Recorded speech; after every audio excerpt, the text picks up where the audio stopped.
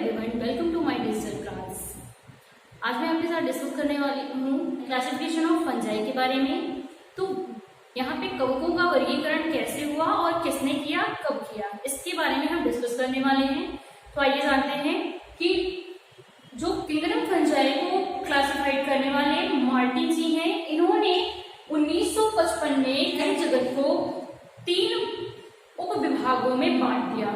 पहला था साइजोमाइसीटीज, दूसरा था मिक्सोमाइसीटीज और तीसरा था यूमाइसीटीज। यहाँ पे अगर हम बात करें साइजोमाइसीटीज की, तो साइजोमाइसीटीज सब डिवीजन के अंतर्गत सिर्फ bacterias and blue green algae को रखा गया था। तो जैसा कि हमने अपने फर्स्ट किंगडम में बात किया, किंगडम मोनेरा में, तो उसमें भी बेसिकली बैक्टीरिया ही थे। यहाँ पर भी जो साइजोमाइसीटीज हैं उसमें बैक्टीरिया और ब्लू ग्रीन एल्गी को रखा गया, जिसमें primitive bacteria and gram negative bacteria, gram positive bacteria इत्यादि आते हैं। Next one मिक्सोमाइसीटीज। मिक्सोमाइसीटीज के अंतर्गत अपवंग कवक आते हैं। अपवंग कवक जैसे स्लाइमोल्ड हो गए, ये क्या करते हैं कि ये सत्य रूप से कवक नहीं होते हैं, सिर्फ इनको नाम से ही कवक बोला जाता है। मीन्स इनकी कैरेक्टरिस्टिक कवकों से थोड़े डिफरेंट होते हैं। Next one यूमाइसीटीज। यूमाइसीटीज की बात करें तो यूमाइसीटीज उपविभाग के अंतर्गत सत्य कवकों को रखा गया है। सत्य कवक जो होते हैं इनमें माइसीलियम होता है, साथ ही साथ हाइफे भी होती है, मतलब कवक तंतु होते हैं और कवक तंतुओं का एक जाल होता है जिसे माइसीलियम कहते हैं। यहाँ पे अगर हम बात करें तो ये कवक जो है फर्टिलाइजेशन प्रोसेस करते हैं। मीन्स इनमें वेजिटेटिव रिप्रोडक्शन और एसेक्सुअल रिप्रोडक्शन और सेक्सुअल रिप्रोडक्शन भी होता है। तो इस तरीके से यहाँ पे इन दोनों में कोई डिवीजन नहीं हुआ। मीन्स साइजोमाइसीटीज को किसी भी अन्य क्लास में वर्गीकृत नहीं किया गया, ना ही मिक्सोमाइसीटीज को किया गया, क्योंकि इनकी क्लासेस नहीं है।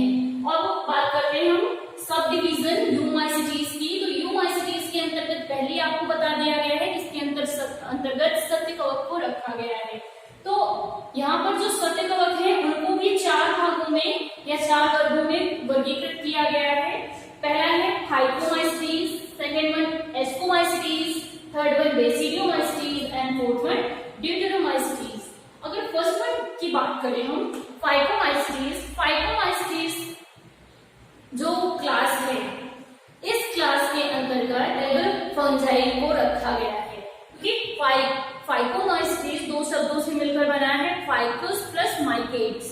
फाइकस का सीधा सा मतलब है एल्गी से और माइकेट्स जो होता है फंजाई से रिलेटेड है। इसलिए यहाँ पर एक ऐसे फंजाई या ऐसे कवकों का निर्माण होता है जो शैवालीय कवक होते हैं। ओके, तो इसको भी 3 सब क्लासेस में 3 वर्गों में बांटा गया है। पहला है ट्राइकोमाइसीटिडी, दूसरा है ओमाइसीटिडी, थर्ड वन जाइगोमाइसीटिडी। तो फर्स्ट वन की बात करते हैं ट्राइकोमाइसीटिडी। ट्राइकोमाइसीटिडी के अंतर्गत ऐसे कवक आते हैं जो एक कोशिकीय होते हैं। इनमें जो चल बीजाणु होते हैं उनमें फ्लैजिला होता है, जिसके द्वारा ये लोकोमोशन या गमन की प्रक्रिया को करते हैं। इनमें एक और बात है, इनमें कवक जाल जो होता है वो अनुपस्थित होता है, जैसा कि सिनहाइड्रियम में आप देख सकते हैं। सेकेंड में ओमाइसीटिडी की बात करें, ओमाइसीटिडी के अंतर्गत ऐसे कवक आते हैं जो बहुकेंद्रकीय या बहुकोशिकीय होते हैं और इनमें कवक जाल उपस्थित होता है।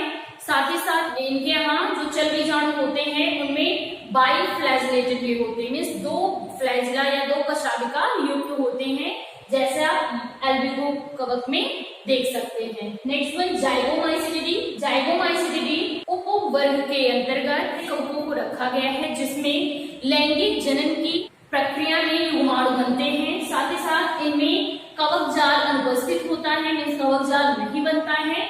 और जैसा एग्जाम्पल है इसका म्यूकर और राइजोपस। राइजोपस और म्यूकर जो है एक ऐसे कवक हैं जो रोटी पर भी उग जाते हैं, इसलिए राइजोपस को रोटी का कवक भी कहा जाता है।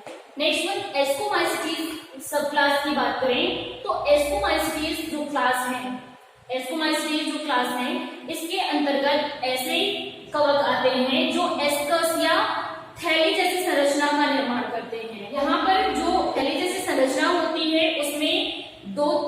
इंपॉर्टेंट चीज होती है। पहली तो है एस्कस, दूसरा है एस्कोस्पोर्स। एस्कस जो होता है इस प्रकार की संरचना का होता है जिसमें 8 एसाई होते हैं, एस्कस बीजाणु होते हैं, एस्कोस्पोर बोलते हैं जिनको। और ये क्या करते हैं, आगे चलकर फ्यूज होते हैं और अपनी संख्या में वृद्धि करते हैं। तो इस प्रकार से एस्कोमाइसीट्स को भी 2 सब क्लासेस में बांटा गया है। पहला है हेमी एस्कोमाइसीटी और दूसरा है यू एस्कोमाइसीटी। हेमी एस्कोमाइसीटी के अंतर्गत ऐसे कवक आते हैं जिन पर एस्कस नहीं होता, इन पर एस्कोकार्प पाया जाता है, जैसा कि ईस्ट में आपको देखने को मिलता है। नेक्स्ट वन की बात करें यू एस्कोमाइसीटी की। यू एस्कोमाइसीटी के अंतर्गत जो एस्कस बनते हैं उनके एस्कोस्पोर नग्न अवस्था में नहीं होते हैं, और यहाँ पर जो एस्कोकार्प होता है वो ऑलरेडी बनता है, जैसा कि एस्परजिलस में आपको देखने को मिल सकता है।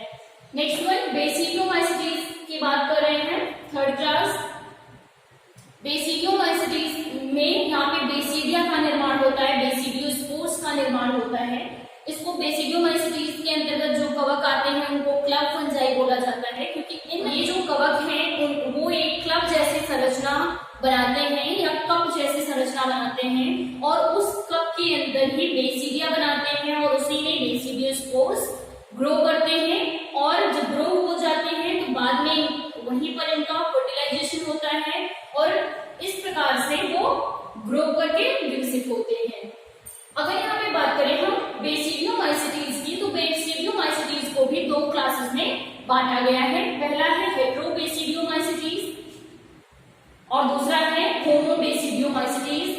अगर हम यहाँ पे बात करें हेटेरोबेसिडियोमाइसीटीज की, तो हेटेरोबेसिडियोमाइसीटीज के अंतर्गत ऑस्ट्रेलागो जैसे कवक को रखा गया है, जो गेहूं में पक्सीनिया जैसे रोग को कॉज करता है, जैसे गेहूं का काला किटकिट रोग या ब्लैक रस्ट ऑफ डिसीज भी कहते हैं। Next one होमोबेसिडियोमाइसीटीज। होमोबेसिडियोमाइसीटीज के अंतर्गत ऐसे कवक आते हैं जैसे एगारिकस।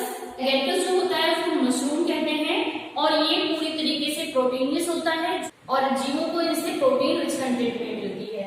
नेक्स्ट वन ड्यूटेरोमाइसीटीज क्लास की बात करें तो ड्यूटेरोमाइसीटीज के जो मेंबर होते हैं वो स्थलीय पटीय कवक होते हैं। इनमें जो कवक जाल होता है पटीय होता है और यहाँ पे जो लैंगिक जनन की प्रक्रिया होती है इनमें नहीं होती है, और अलैंगिक जनन की क्रिया जो है इनमें कोनिडिया के द्वारा संपन्न होती है। तो इस प्रकार से मार्टिन जी के अकॉर्डिंग क्लासिफिकेशन हो गया फंजाई का। That's all for today. मिलते हैं अपने नेक्स्ट वीडियो में। Have a good day.